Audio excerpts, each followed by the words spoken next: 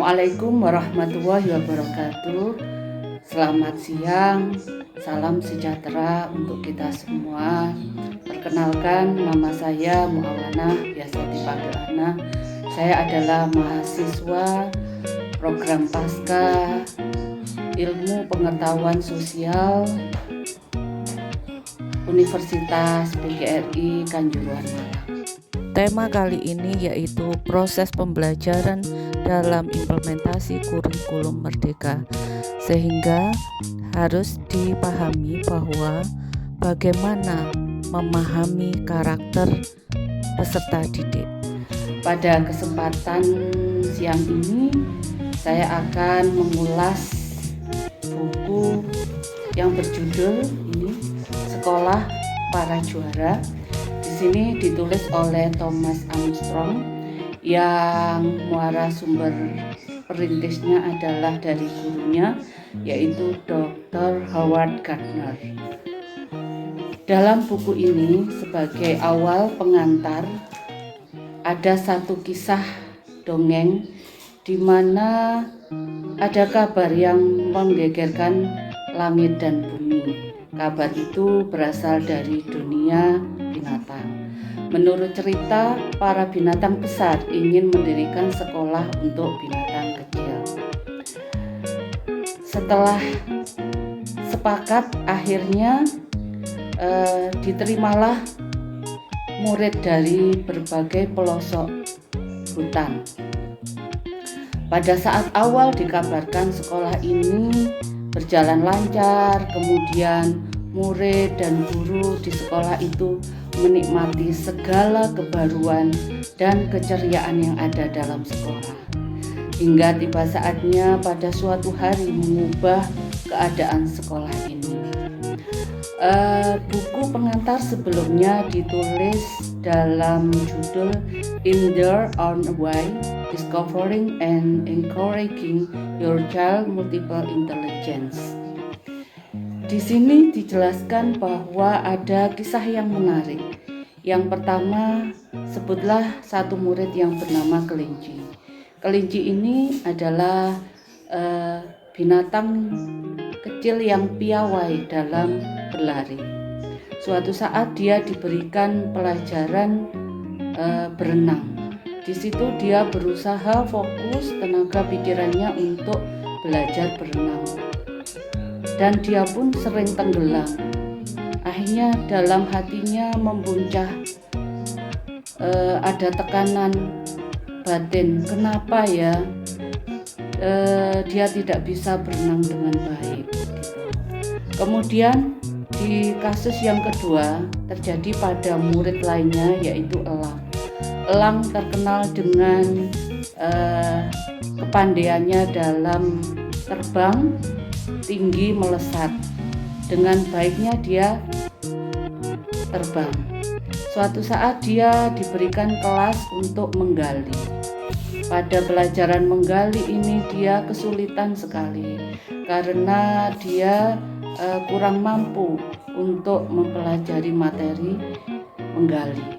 Akhir kata dia diberikan les perbaikan dan waktu pikirannya dicurahkan untuk belajar menggali, sehingga dia sendiri lupa akan cara terbang sebagaimana kemampuan awal yang dimilikinya. Nah, Bapak Ibu, Saudara, di sini bisa kita simpulkan bahwa setiap siswa adalah pribadi yang sangat luar biasa, yang sangat unik, memiliki kemampuan.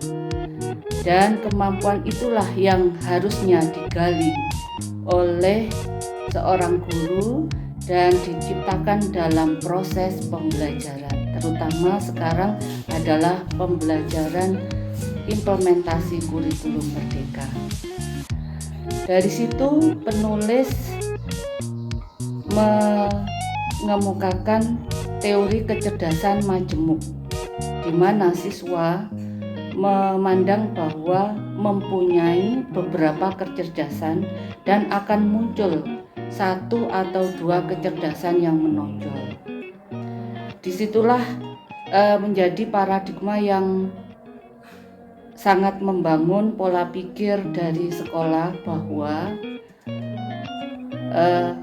kecerdasan majemuk ini bisa mengatakan bahwa tidak ada siswa yang bodoh, tidak ada siswa yang tidak punya kemampuan. Yang ada adalah siswa yang belum tergali potensi dari kecerdasan dalam dirinya. Baik Bapak Ibu Budiman, dimanapun berada, mari kita membahas tentang 8 kecerdasan intelijensi. Yang pertama adalah kecerdasan linguistik, kecerdasan bahasa. Kita bisa mengajar dengan siswa yang mempunyai kecerdasan bahasa ini dengan bercerita secara lisan atau tertulis, sehingga siswa cepat menangkap cerita yang dipaparkan. Kemudian yang kedua adalah kecerdasan matematis logis, di mana di sini siswa lebih peka terhadap angka-angka dan pembelajaran bisa diarahkan supaya siswa bisa mempresentasikan data statistik perkembangan jumlah penduduk gitu, atau mungkin statistik korban bencana gunung meletus. Kemudian kecerdasan yang ketiga adalah kecerdasan spasial, di mana siswa itu mempunyai potensi terhadap satu gambar tertentu pada bagian tertentu. Nah, di sini guru bisa mengarahkan untuk menganalisis atau membuat gambar, kemudian grafik, diagram, dan sebagainya. Misalkan dalam peristiwa pertempuran Indonesia dengan Belanda, dengan menggambarkan peta konsep bagaimana terjadinya pertempuran Indonesia melawan Belanda.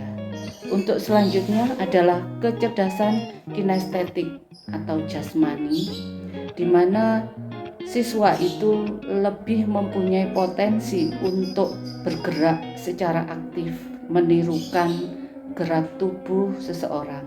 Nah, ini dalam pembelajaran akan lebih menarik.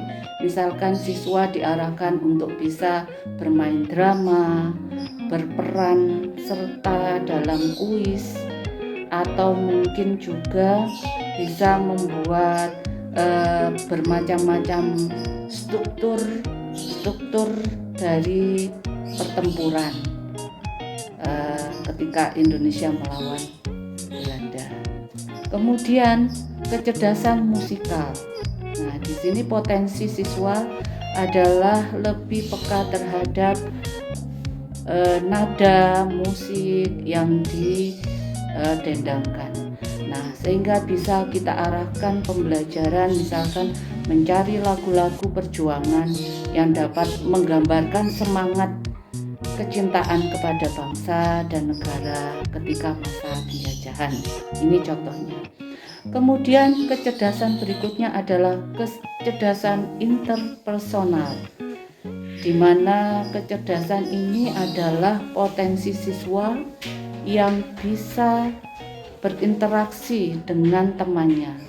Kita bisa mengarahkan kepada pembentukan kelompok sehingga siswa itu bisa berinteraksi dengan temannya secara lebih leluasa. Kemudian kecerdasan ketujuh adalah intrapersonal, di mana kecerdasan yang ada pada peserta didik itu dia suka menyendiri. Dia bisa menyelesaikan secara mandiri tugasnya tanpa bantuan orang lain. Dia cenderung mengembangkan ide gagasannya sendiri. Di sini cara pembelajarannya bisa mengembangkan konsep pikir, atau mungkin bisa berupa menyusun clipping bagaimana peninggalan ketika pemerintahan kolonial Belanda, kemudian pendudukan Jepang dan sebagainya. Kemudian yang terakhir, yang ke-8 adalah kecerdasan naturalis, di mana peserta didik itu lebih menyukai kepada hal-hal yang di alam.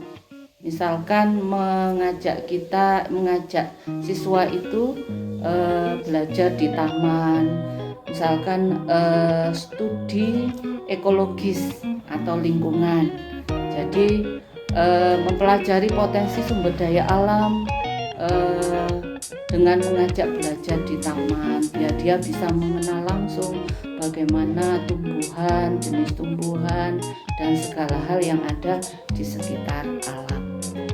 Dari sini praktek implementasi kurikulum merdeka mengarahkan kepada bagaimana cara belajar siswa itu untuk mencapai kompetensinya, di mana digaungkan bahwa sebelum melakukan pembelajaran harus ada survei karakter atau asesmen diagnosis.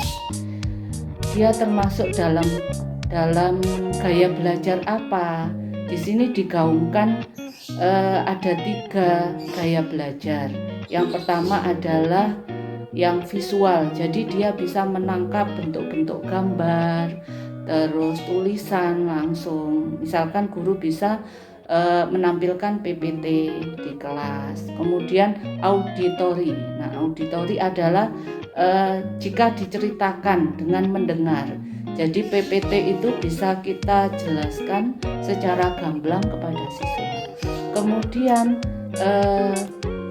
tipe yang ketiga yaitu kinestetik. Dia suka bergerak, tidak mau diam. Jadi kita bisa mengarahkan, contohlah misalkan pembelajaran itu dengan snowball atau bola pertanyaan. Kita kasih bola pertanyaan, kemudian dia melempar pertanyaan kepada temannya, mendiskusikan dan memecahkan permasalahan.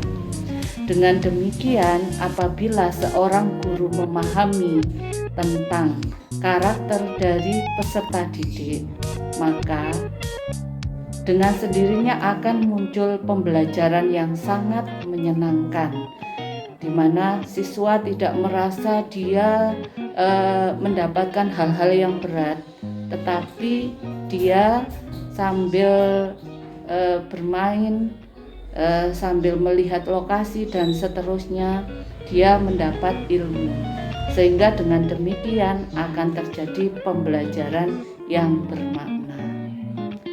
Demikian penjelasan dari saya, mudah-mudahan bermanfaat. Saya akhiri, wabillahi taufiq wal hidayah. Wassalamualaikum warahmatullahi wabarakatuh. Sampai di sini penjelasan tentang 8 kecerdasan multiple intelligence. Semoga dari ulasan tadi bermanfaat, dan saya akhiri, wabillahi taufiq wal hidayah. Wassalamualaikum warahmatullahi wabarakatuh. Salam literasi, selamat siang.